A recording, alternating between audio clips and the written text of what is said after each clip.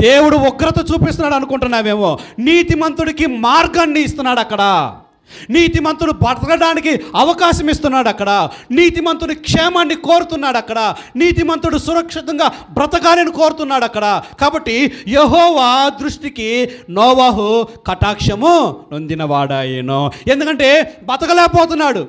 ఆయన చెప్పిన ప్రకారం ఓడ చేస్తున్నాడు, ఆయన చెప్పిన ప్రకారం కలప తీసుకొస్తున్నాడు, ఆయన చెప్పిన ప్రకారం చెట్లు నరుగుతున్నాడు, శ్రమ పొందుతూ పని చేస్తూ ఉన్నాడు. ఆయన కొరకు శ్రమ పొంది కష్టపడుతున్న వ్యక్తి కొరకు దేవుడు మార్గమును సరళం చేస్తున్నాడు. జలప్రలయం వస్తున్నప్పుడు ఆయన బిడ్డలను నాశనం అయిపోకూడదని సువార్తను ప్రకటించిన వాడు ఎవరో? నోవాహు. వాళ్ళు చెప్తే వినరండి అని అనలా. ఎప్పుడు కట్టెలు నరుకొచ్చుకున్నాడు, ఎప్పుడు ఓడం చేశాడు, ఎప్పుడు సువార్తను ప్రకటించాడు? నీతిని ప్రకటించాడు అంటున్నాడు అక్కడ.